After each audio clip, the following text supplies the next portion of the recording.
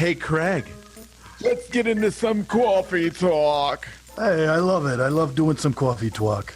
Well, talk about what? Dogs, daughters, whatever. It's coffee talk. Coffee. Here we are. It's another coffee talk. Ooh, crazy crippling Craig. That's what they call me. So remember a while back, we were talking a little bit about Larry King. Remember Larry King? The late, great Yes. Larry King. He interviewed over 50,000 people. No. Yeah, 50,000 people. Michael Jordan. There's no way. Mikhail Gorbachev. I mean, some serious names in here. There's no way he interviewed over 50,000. It says so. Do you know how many people he's interviewed over his 50-plus year career? Okay, so 50 times 365 days a year is 18,250. That means throughout his career, he interviewed an average of 2.5 people. I don't know. I mean, we have days where we do 8 a day. Yeah, but that's including weekends. Does it say 50,000? Yes. Do you want to see my screen? No, I trust you. But that's why he's a legend. That just seems far-fetched to me. Well, this is what it says. Let's go with it. Let's go with it. It's interesting. I mean, that it does is seem interesting. like a lot. It wasn't like he was svelte with like incredibly quick. How do you know what I mean? That? He wasn't 50,000. Now everybody's just tuned out, but I am fascinated. Let's tune in. Yeah. And, he's giving what about speeches too. King? Giving speeches from groups that range from sheriffs to storm door salesmen. I mean, how do you have time for this? I don't know. Well, come on. I know. One more Seinfeld. What's the deal? I know. It's so good. It's so good. All right. So somebody asked him this, or he asked this of many people, is what I was trying to say. Would you rather, number one, jump out of an airplane without a parachute, or 2, sit next to someone you've never met before at a dinner party? Of course, number 2. Well, yes, and me as well, but uncannily, many people answered 1. Who? It doesn't say, but this is what Larry King said in this little piece. Well, he also said he interviewed 50,000 people. So do you think he's lying? What was Mr. King smoking? Well, cigarettes, we know.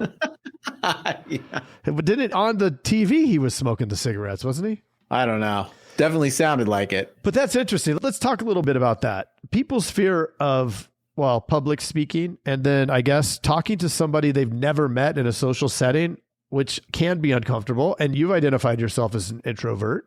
Intro extra. You're an 8, but it's odd. Yeah. I mean, dude, if they but just that's put the ludicrous with the parachute, because why would you jump out of the plane without a parachute? I mean, that's you're not. It's like, would you want your mom to get mad at you, or would you rather be eaten by an alligator? Eaten by an alligator every time. I would find it hard. I would like to get all those people together. Yeah. And present them actually with both of those options. With the evidence. Like, let's go up in an airplane. I want to understand, what made them so fearful of talking to somebody in a public or a social setting that they'd rather die.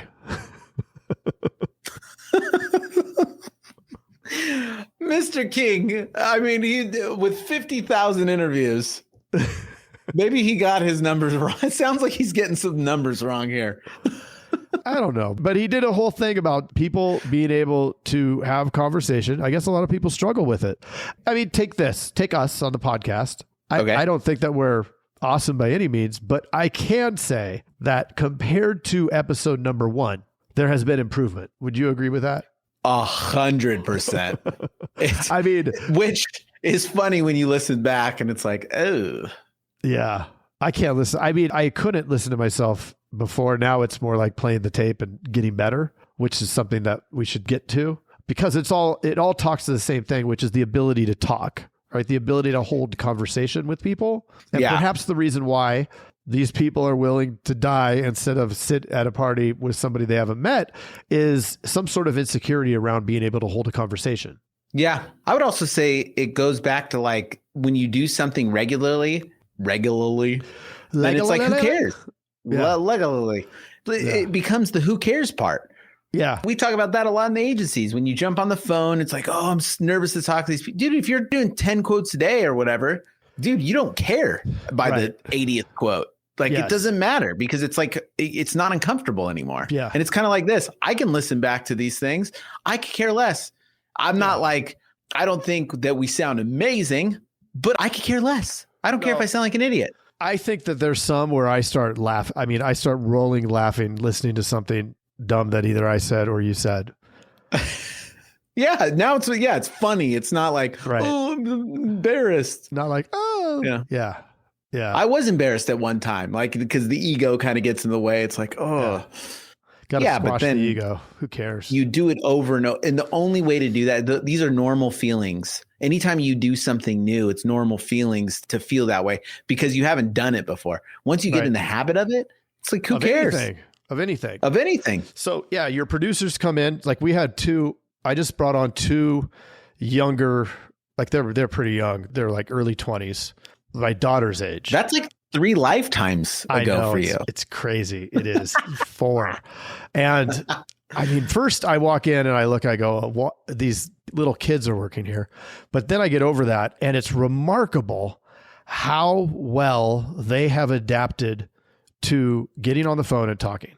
We were talking That's awesome. On that previous call, people were asking us about the hiring and all of these things. And you can't train the ability to talk to somebody, like train them. You can only have them dive in and get good at it by learning, right? You can coach the sales aspect of it and following a certain script and all of this, but really getting past being uncomfortable, having, I guess, the ability to put ego aside and just fail fast is something that not everybody is willing to do.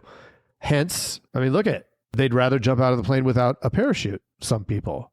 I don't know about that, man. I want to meet some people. I think they're full of it. Well, I'll try to track them down and we'll get them on the podcast.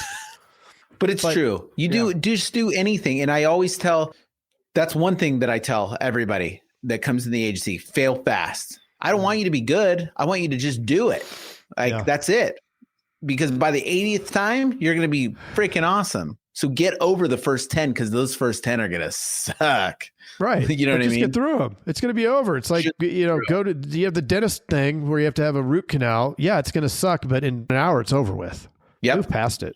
Get through it. Fail fast. But the one thing, and the other thing that you're not able to when you bring on somebody, and this is why we brought them on, was they said, everybody will kind of say what they'll do, but they had no problem agreeing to making X number of calls a day I will be on the phone. Like really we laid down, got clear. Remember that clear episode you talked about? Yes.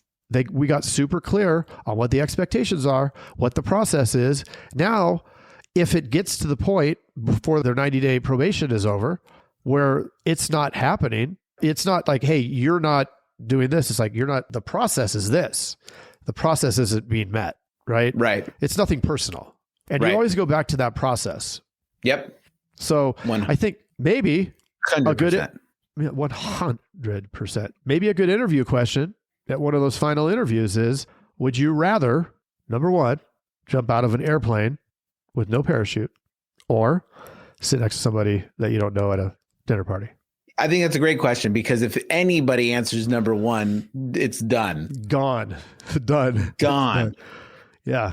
And then the other thing that I always like to tell people in our agency, for salespeople, be comfortable at being uncomfortable. If you get comfortable, it means you're not doing well. Like push yourself. You got to push yourself to be uncomfortable all the time. Yeah. Because then that means that if you get comfortable at being uncomfortable, it means you're willing to do anything. You can do anything. There's nothing that's going to stop you. Yeah. You got to be uncomfortable. Yeah. That's a great quality to look for. Yeah.